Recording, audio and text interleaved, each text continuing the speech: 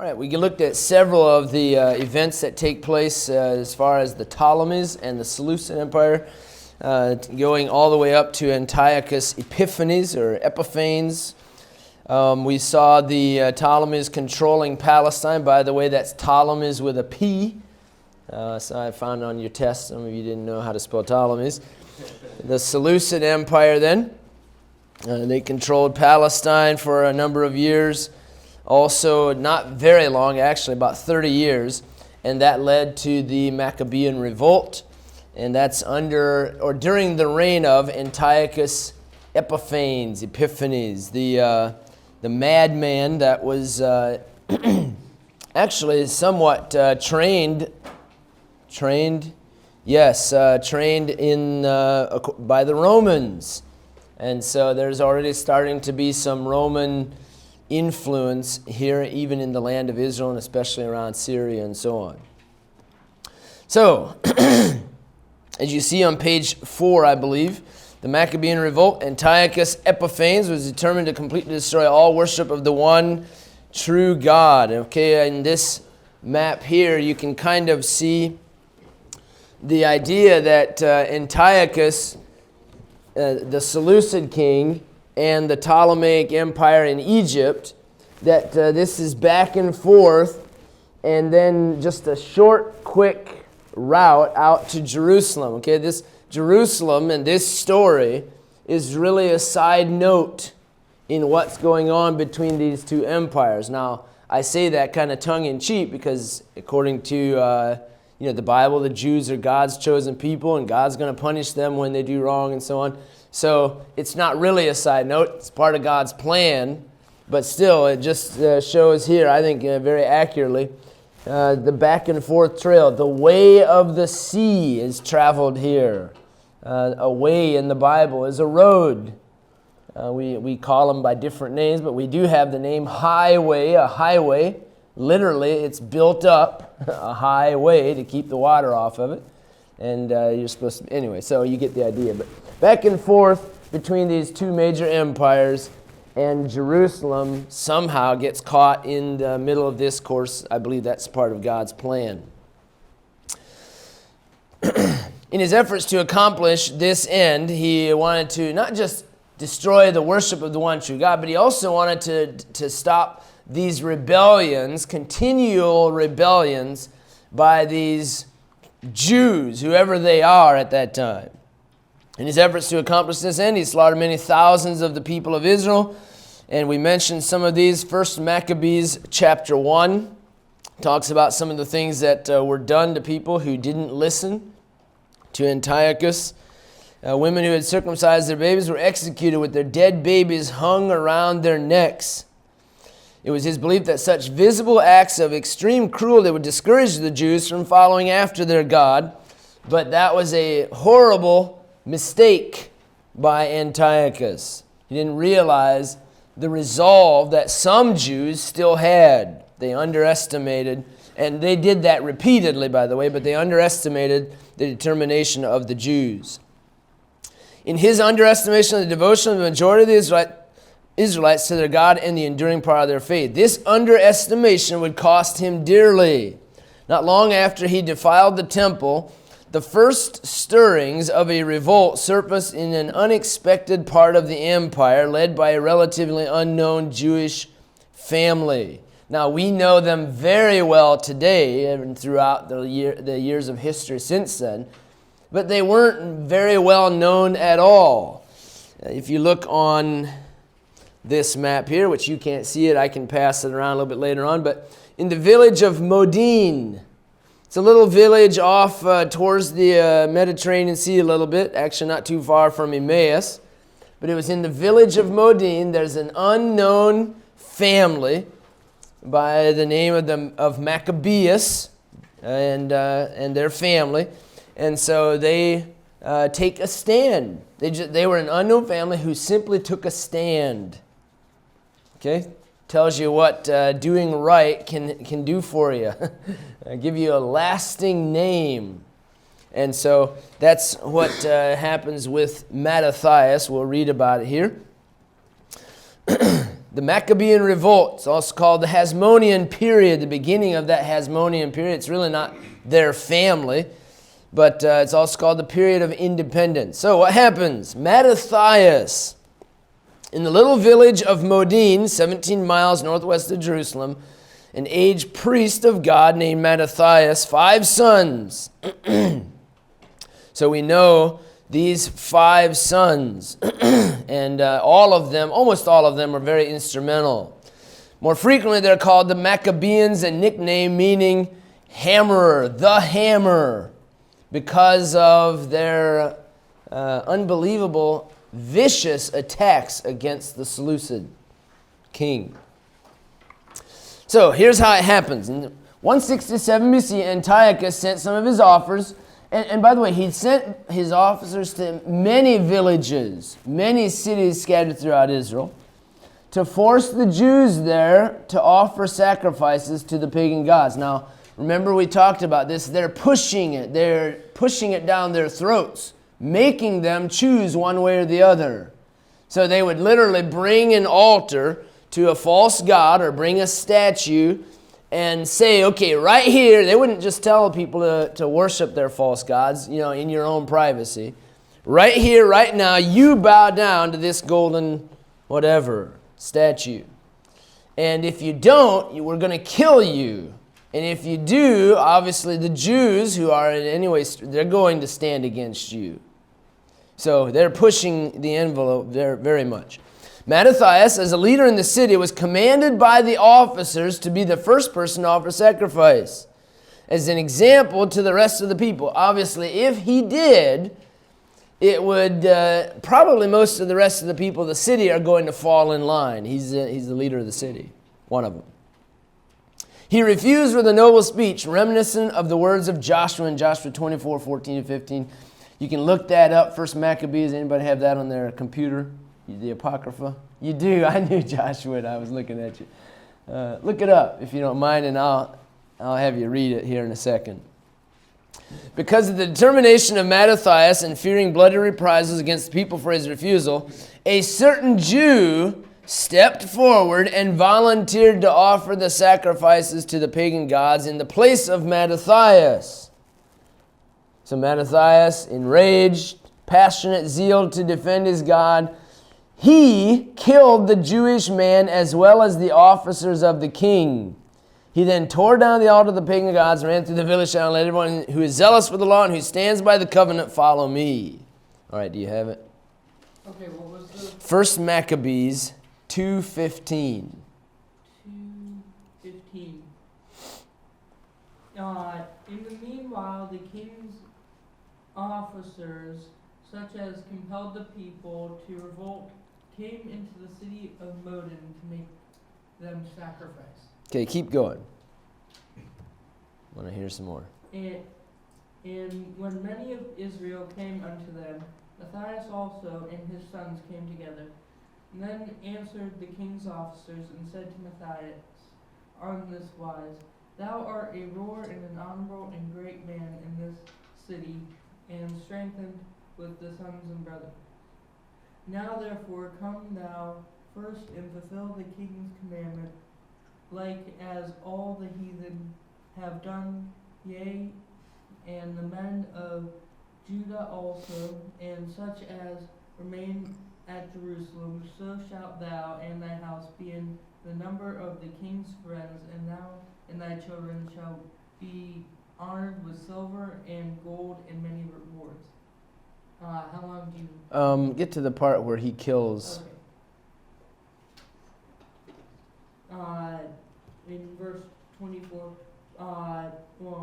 in 23 it says, Now when he had left speaking these words, there came one of the Jews in the sight of all to sacrifice on the altar, which was at Modin, according to the king's commandment. Which thing, when Matthias saw, he was inflamed with zeal, and his reins trembled. Neither could he forbear to show his anger according to judgment. Wherefore he ran and slew him upon the altar. All right. So, anyway, you get the picture. Very, very descriptive of it. Okay, he and his sons, along with a good number of followers, fled to the mountains of the Judean wilderness, knowing that the king is not going to allow them to show this blatant rebellion, killing one of his what would you call them, officers of the king. And so they flee to the mountains, and they live in the hills only about another year, and Mattathias, the old priest, dies. He can't handle the rough lifestyle and so on. He died in 166, and he leaves his son Judas, the hammer, in charge of this revolt. And Judas is actually not his oldest son, but he was definitely the most able of the sons. He's actually the middle son. All right, so Judas will be the leader for about 6 years of time. So Judas, he doesn't die a normal natural death. Eventually he dies in battle, but they've got 4 more sons after him, 4 more hammers, if you will. In the early days of this growing revolt against his authority and abuses, Antiochus again made a major mistake. He vastly underestimated the power and zeal of this band of Jewish rebels. He assumed it's little more than a minor incident which could be quickly put down. So he sent out some of his less capable generals with only a small army to seek out the rebels and put down the rebellion. It proved to be a costly miscalculation. Now, here, this map shows a lot of the cities, and it's more than just cities. It was in the mountains. There's caves everywhere. There's hiding places. I mean, there's, just like David was hiding from Saul, there's plenty of places for them to hide. Being over in Israel, man, there's caves everywhere. That's a part of it. So, and of course, people dig their own caves and make their own. So, anyway, that's a very common thing as far as in Israel, hiding places, and that's what they used. Another miscalculation by Antiochus. The generals that he sent to subdue them were simply not equal to Judas, who is one of the greatest military minds in all of Jewish history. Even though greatly outnumbered, he defeated general after general in battle. Near Samaria, the valley of Beth Horon, a tremendous victory south of Mizpah, he conquered 3 generals with an army of 50,000 troops, and he did it with only 6,000 troops. Almost Gideon here, not quite, but almost Gideon. They gave him the nickname Maccabeus, hammering the enemy forces. Antiochus soon realized he had a full-scale rebellion on his hand, far more serious than he had believed. He decided to end the revolt in a dramatic fashion and to exterminate the Jewish people in the process. So he sends the commander-in-chief of his army, Lysias, along with 60,000 infantrymen and 5,000 horsemen to utterly destroy the Jews. This isn't the first time that someone tried to eliminate the Jews, right? Every time they tried to eliminate the Jews, they did not succeed, of course. You've got Haman, who died on his own gallows, and so on. When we were in Israel and Jerusalem, I saw a shirt, and actually I've seen it since then. Somebody has one. That has a listing on the front of the shirt of all of these countries who have tried to eliminate the Jews. And it says real briefly what happened to them, or did not succeed or something like that. And then at the very bottom it says Iran, and it has a question mark next to it, because it hasn't happened to them yet. Anyway, this powerful army finally encountered Judas, who had a force of only 3,000 poorly equipped rebels in the town of Emmaus. Judas managed to gather together another 7,000 rebels, but was still terribly outnumbered. He prayed to God for strength and deliverance, according to 1 Maccabees chapter 4, and God answered. They won a huge victory over the Seleucid army. So he has, 10,000 against 60,000 plus 5,000 horsemen. And they still won. And this is on the map here as well, where I'm sorry, no, it's not. It's on a different one I saw. Where he conquers Jerusalem back, and he actually goes back into the temple for the first time in about 7 years. They get back into the temple. They conquered Jerusalem from the Seleucids. He determined to enter Jerusalem. This is where it talks about the liberation of the city. Also to purify the temple and rededicate it to God. When they entered the holy city, the extent of the destruction which they beheld caused them to be overwhelmed by grief. Their grief turned to determination and action, driving the enemy out of the city and cleaning up the temple. Exactly, sorry, I said 7 years. 3 years after Antiochus had defiled the altar of God by offering a pig on it, the temple of God was rededicated to God with a feast, the Feast of Lights, and that is Hanukkah. If you hear about that, you now should know what that's for. It's an honorable thing in Jewish history. Okay, having achieved the liberation of Jerusalem, restoration of their religious practices, they turned their attention to the task of seeking to liberate all of Palestine from pagan control. Their successes were short-lived, for Lysias, now acting as king after the death of Antiochus, who had died in a military campaign, gathered a large army and marched upon Jerusalem. They met Judas and his army 10 miles southwest of Jerusalem. Look at that. Who knows if this is actually true? I don't know. It comes from the book of Maccabees. But he supposedly made his elephants drunk on grape and mulberry wine so they would stampede. He had 120,000 men against very few. It doesn't tell us how many. Well, actually, it might in Maccabees. But this time Judas was unable to prevail. They killed 600 of the enemy soldiers. They were forced to retreat into the city of Jerusalem. Eleazar, the younger brother of Judas, died when he attacked a large elephant that he believed to be carrying the enemy king, Lysias. Lysias surrounded the city of Jerusalem in the hopes of starving the Jews. During the siege, he learned that one of his rivals was marching against his own capital city in an effort to overthrow him and take the throne. So he made an offer of peace. The Jews would be allowed to worship their God unmolested if they would remain politically loyal. And Judas agreed to do that. And so the army leaves, and of course they still have the city of Jerusalem, which gives them the opportunity to fight another day. Although the rebellion appeared to be an end, the Jews are soon deprived again of peace. Hellenistic Jews began seeking to force their beliefs and practices upon the pious Jews. What are Hellenistic Jews?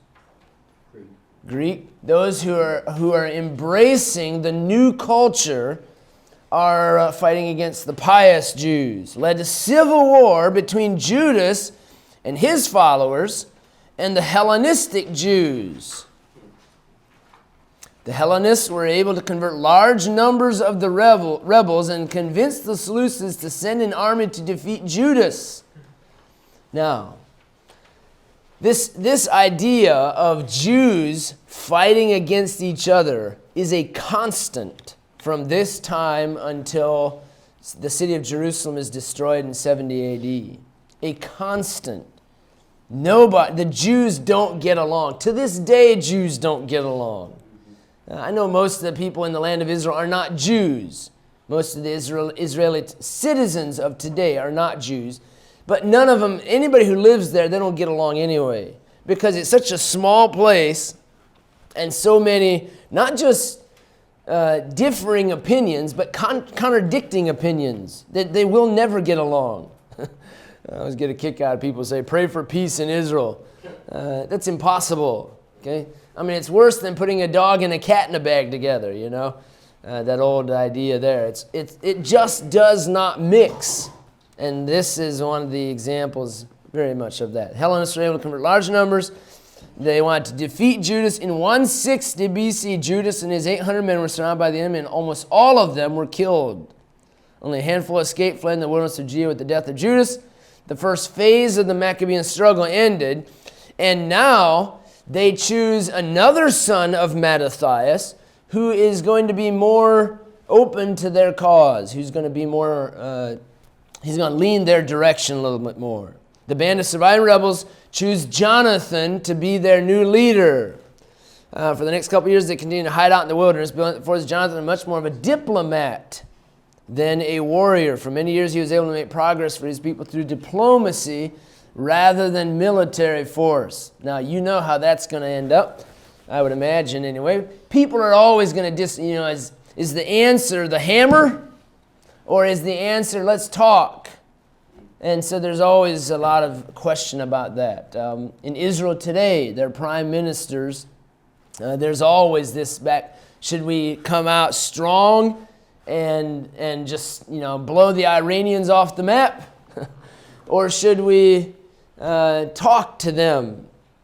Netanyahu, he's more of the, I don't know. They're not bombing Iran or anything like that, but he more comes out on the side of we have to do something. We can't just talk to them. Who is the guy? One of their last prime ministers, Ariel Sharon. He was a general during I think the 66-67 war or something like that. Maybe somewhere in there. I forget that. I get my battles mixed up with the modern day Israel. But anyway, he was a general. And he was a very powerful leader and so on. And so obviously he came out more on the side of the hammer, of stomping these guys into the ground. Okay. In 152, civil war broke out in the Seleucid Empire between two factions who both wanted the throne. So both sides sought the help of Jonathan, who was the leader figure in Israel, and the growing army of rebel forces. Jonathan, however, straddled the fence between the two factions, watching to see who would gain the upper hand before committing himself. Okay. At the same time, he became increasingly friendly with both Rome and Sparta. When the civil war ended, he had managed to place himself on the winning side, and as a reward for him, he was made the new high priest in Jerusalem, as well as governor of Judea and member of the Syrian nobility. I don't like that. I don't like riding the fence, trying to figure out who's going to come out on top. Increasingly friendly with Rome? Big mistake. Big mistake. You're inviting in the Trojan horse. During the next decade, the empire was beset time and again with revolutionary rebellions from various conquered peoples. Jonathan, by virtue of his skills in diplomacy, managed to survive and remain in the good graces of those in power. He even took advantage of the confusion of the Seleucid Empire by extending his control over territories beyond Judah's borders. He was taken prisoner in 143 BC by the Seleucids. His brother Simon assumed control of the rebel forces in his place and began to prepare Jerusalem for battle with the Seleucid army. They advanced on Jerusalem. They were trapped in a severe snowstorm. As they were about to attack, their instruments of war were thus rendered useless. In their frustration, they executed Jonathan in 142 BC and retreated. Jonathan, a diplomat. That's the way you'll remember him. Very much the opposite of the hammer, Judas. Next, Simon. A few months later, civil war again broke out in the Seleucid Empire. Simon, who was also an able diplomat, the Jews were being appealed to again for support. Simon took advantage of the situation, managed to negotiate the complete independence of the Jewish people as a condition of his support. Thus, through Simon's maneuverings, the Jews were at last free after almost 400 years of foreign bondage and oppression. All right, so Simon negotiates peace with the Seleucid Empire and gives them independence. And that will then bring us, he normally, and I think probably rightly, should get the credit for the independence of Israel in the Hasmonean dynasty. Normally he doesn't get all the credit because of the next guy who comes after him, John Hyrcanus. 2 years later, in the summer of 140 BC, the people of Israel made Simon the leader of the newly formed nation. They made the supreme office a hereditary one. So this is going to be passed down. This is not in the family of David. This is not in the tribe of Judah. This is really not even a king. And the Jews know that. They don't call him a king. But he's an acting king. And so he's the high priest. And he is the leader. But they never call him, they can never come out and actually call him the king. He became the high priest, the religious leader, the commander of the army, the military leader, and the king, the political leader. Not referred to as king, he was basically a king. He severed the bonds of allegiance to the Syrian rulers. He got the Greek garrison out of Jerusalem, and he began to mint his own coins, the first ever by a Jewish state. And there have been coins of his found. Just in the last 10 years, they're finding, there's a lot more excavating going on even now than there used to be.